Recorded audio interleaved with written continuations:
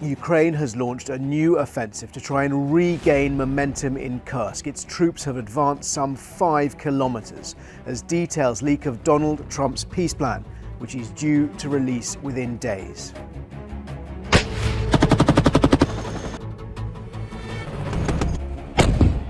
Kharkiv again. My name is Jerome Starkey. I'm the defence editor at The Sun newspaper, and this is Frontline, your weekly roundup of the most important news and analysis from the war in Ukraine. We're starting with what is happening in Kursk. It is 6 months since Ukraine launched that stunning surprise attack into sovereign Russian territory, where they captured at their peak more than 1,000 square kilometres of sovereign Russian soil, inflicting what was Russia's worst loss on home soil since the Second World War. But since then, they have been fighting desperately hard to hold onto that territory, because Russia, after a pause, after a chaotic retreat at the very beginning, did manage to regroup.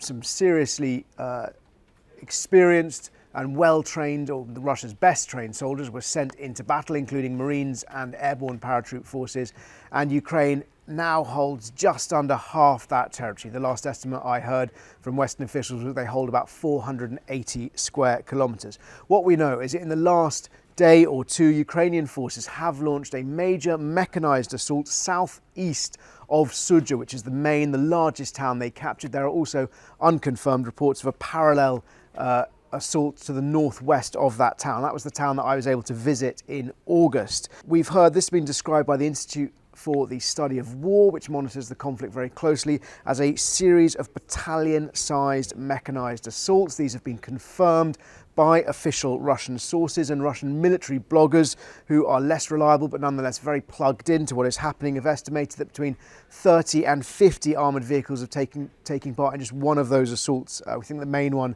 to the southeast of Sudzha town. At the same time, we've heard comments from Vladimir Putin praising the Russian forces that were involved in defending Kursk. And the interesting analysis that the ISW draws from that is it sort of seems to reveal how many Russian forces have been involved. And they suggest that this Ukrainian offensive pinned down forces roughly equivalent to one combined arms army. Now, that's a Russian unit, a Russian fighting unit, but often and they vary in size, but they normally include around 5 line regiments, so either 5, maybe 4 infantry regiments, mechanised infantry regiments, and perhaps a cavalry, a tank regiment, and then plus all the supporting arms as well. And the units that Putin mentioned included 2 naval infantry brigades, the 155th and the 810th. So those are both Russian Marines, and 2 VDV airborne brigades, the 106th and the 76th. Those are both paratroopers. And in the Russian armed forces, just as in many of the NATO forces, Marines and airborne forces are a tier above regular infantry and regular cavalry. They are considered more elite, more highly trained. And it's interesting that it's those forces that have been called in to try and not just defend Kursk, but also to roll back Ukraine's advances. Ukraine has, as I said, lost around half the territory they captured in August, but they are fighting tooth and nail to stay in there. And why? Well, some of that has been revealed. President Zelensky, discussing the operation to mark that 6-month anniversary, gave a couple of reasons. He talks about peace through strength, and that probably refers to this idea of Kursk being a bargaining chip. Ukraine wanted to hold sovereign Russian territory. It continues to want to hold sovereign Russian territory, not because it has any long-term ambitions on that land, on that ground, but because it will be a useful bargaining chip in negotiations to trade what it has in Kursk for what it wants back of its own sovereign territory. Interestingly, though, Zelensky also said 2 other things. One we've heard before was that it weakened Russia across the rest of the front line because it forced Russia to divert forces from elsewhere on the Ukrainian front lines into Kursk. And we can talk a little bit about whether or not that's worked, because of course we've seen Russia continuing to advance, and there are some military commentators who have questioned whether or not this Kursk offensive was worth it.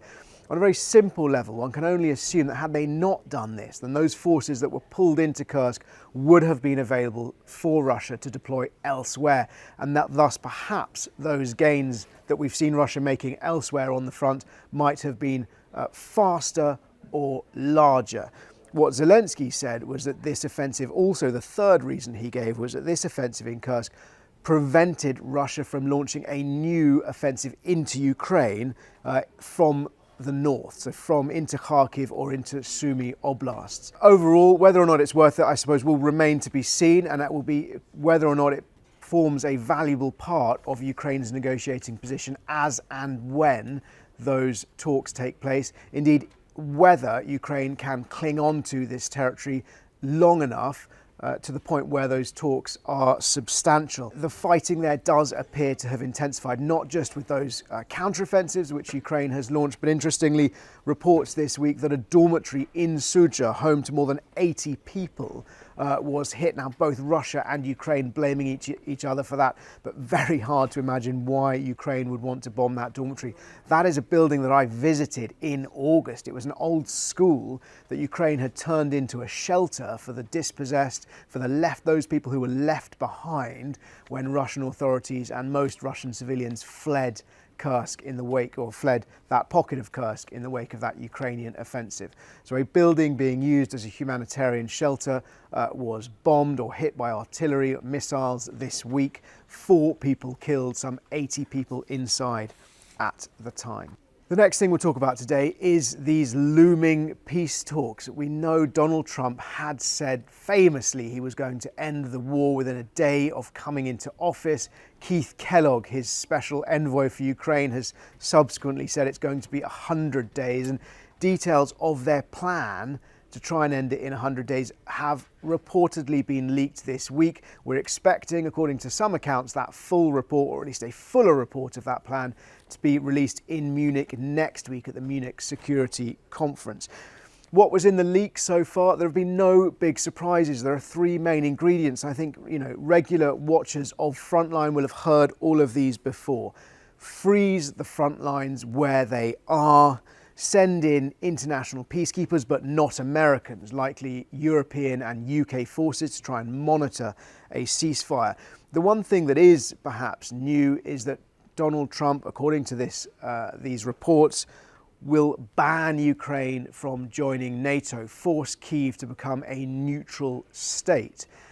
Now, that would perhaps appease Russia, which has made it very clear that it objects strongly to Ukraine's ambitions to join NATO. Equally, the suggestions from these leaked reports would be that Ukraine could continue with its ambition to join the European Union.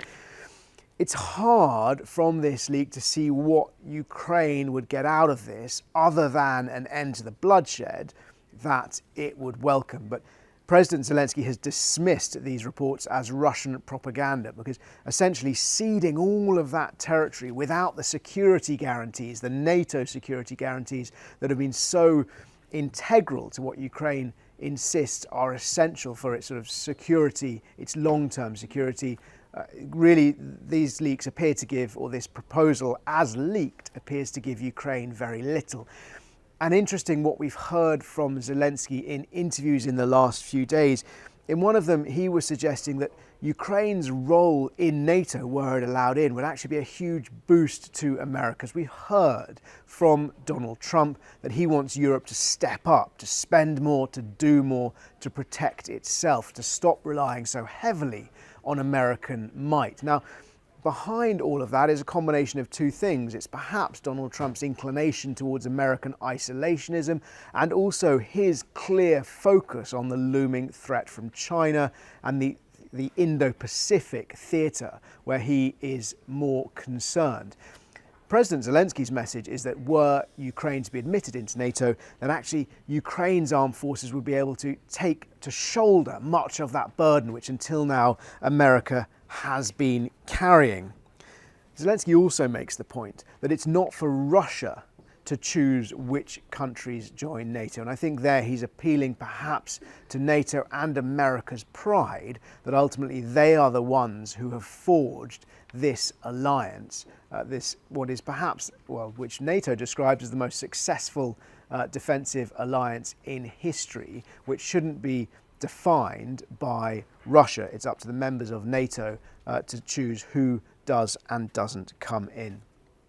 We've also heard this week from the Russian ambassador to the United Kingdom, Andrei Kalin, asked about negotiations. He said, "We are on the offensive, which makes our position stronger." That's a reminder why we're seeing what we're seeing in Ukraine at the moment. Both sides, as I've said before, fighting hell for leather to try and gain whatever advantage they can before circumstances change, before they find themselves at the table. But as I've cautioned before, even from the point that a peace process starts, if indeed it's on the horizon, these processes are inevitably very, very drawn out. It was around 2010, 11, perhaps 12 that we first heard NATO start to talk about negotiated settlements in Afghanistan, but it wasn't for another decade until US-led and NATO forces fled. The peace deal, such as it was, really collapsing into a Taliban victory there.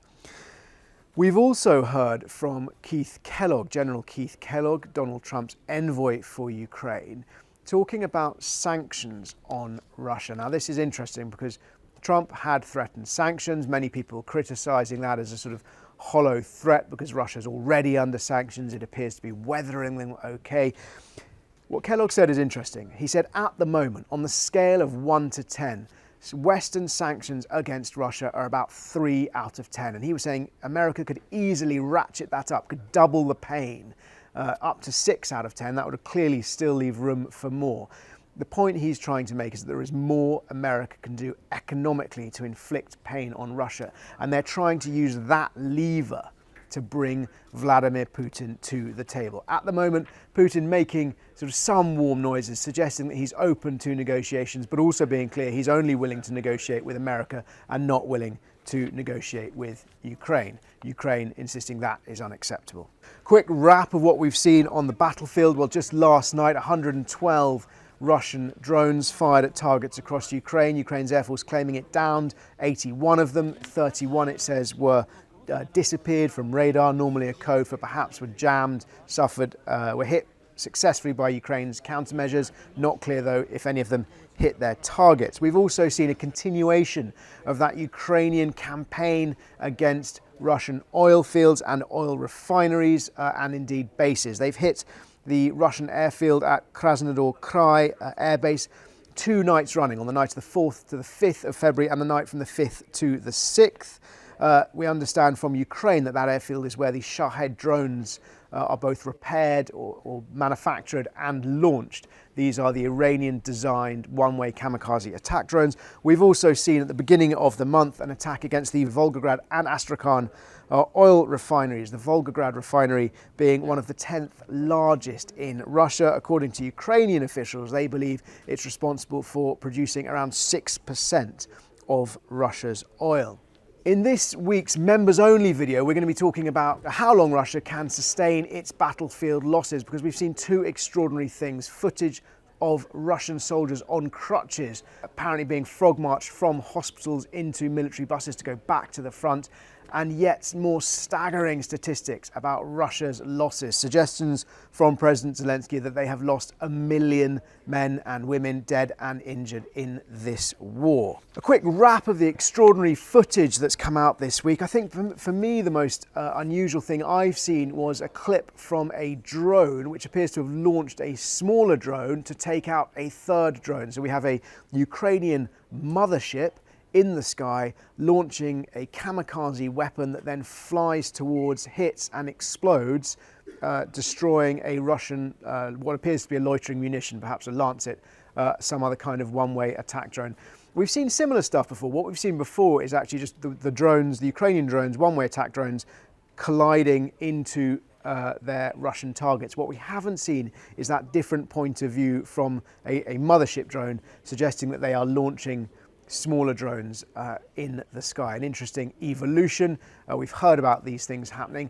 Another bit of drone footage, similarly gripping, but I have to say also really unpleasant is of a first-person attack drone targeting a Russian soldier. And what's again interesting about this is there are 2 points of view. They've been edited together. You have the point of view of the one-way attack drone, the kamikaze weapon, which ultimately hits and appears to kill this Russian infantryman, and you also have the wider perspective of a drone sort of flying slightly further away, showing more of the battlefield. And it's almost as if this one-way attack drone is taunting this soldier as it flies over him and around him, and he ducks and tries to dodge, throws his weapon at it, but is ultimately unsuccessful. It's very unpleasant viewing. Take no glory or pleasure in the death of any man. And we've also seen German Iris-T air defences engaging targets. Quite unusual to see the air defences in action, because obviously their locations is such a closely guarded secret that we rarely see footage of them in action, but that is some extraordinary footage. Essentially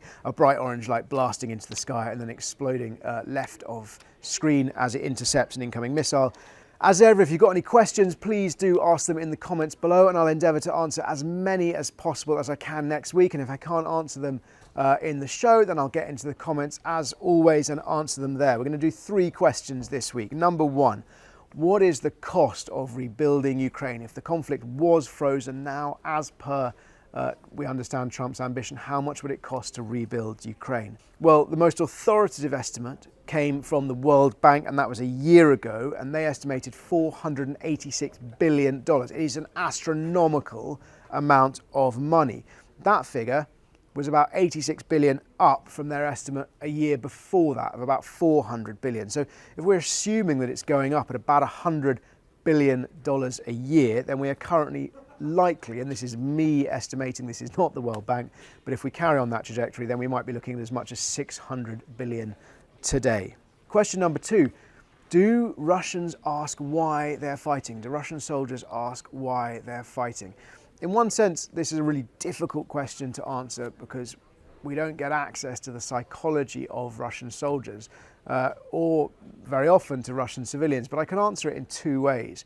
I've met a number of Russian prisoners of war, and certainly once they are captured and held in Ukrainian prisoners of war camp, they have time to ponder their decisions.